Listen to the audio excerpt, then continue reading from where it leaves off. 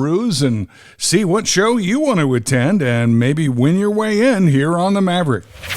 Woody's Boneheads of the Day. Yeah, we have a few today. And Stanley Cups, they aren't that hard to come by these days, unless you're a Blue Jackets fan. But still, no one deserves to have their Stanley Cup stolen. You know the kind of cup I'm talking about. So, cops yesterday arrested 29-year-old Ariana Moss on a misdemeanor charge in connection with a late December theft at a rec complex down in Largo, Florida. According to the arrest report, she was observed on video surveillance looking at the Stanley Cup of a coworker numerous times, saying, "Boy, that's really nice. I need to get one of those." She goes, "My breast milk would fit well in one of those." Coworker kind of gave her a side eye and thought, okay.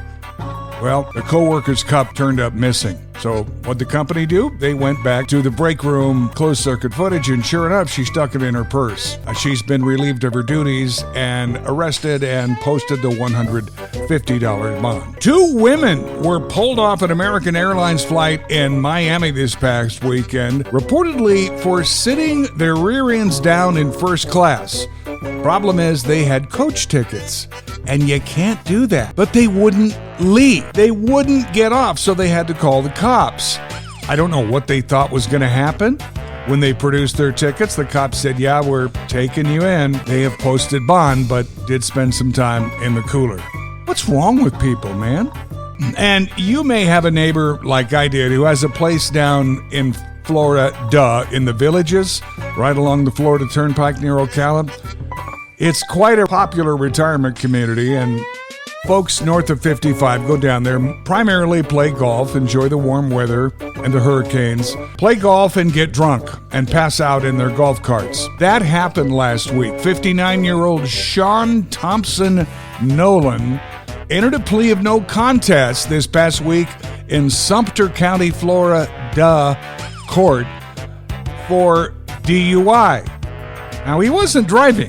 Okay, but a 911 call from a neighbor to the sheriff's office said, "Hey, listen, I went by a guy in his golf cart snoring loud as can be. He was asleep." So you know what? Just like a car, you can get a DUI when you're buzzed in your golf cart. Can we talk about jobs for just a moment? Now, I hope you're happy in yours. Hope you're making all the cash that you can possibly make. But if not, it may be too late. You might be too far down the river to do much about the rest of your career, but maybe not for your kids. U.S. News and World Report is out with its top jobs in America, both for satisfaction and for money. And it's funny how most people are satisfied with a high-paying job. I won't go through the top 10, although I will say at number 10 is the highest paying job of all, a pilot, just over $250,000 a year. But here's your top 5 best jobs in America, according to U.S. News and World Report. Number 5, physician's assistant, clocking in at an average of 133 large every year. And I don't know about you, with few exceptions, I've found that a PA is better to deal with most times than the doctor. Now, I've had a couple of really good doctors, one in Dublin. But for the most part, PAs are awesome because they're more like us. They don't look down their nose at you. Number 4, an information security analyst.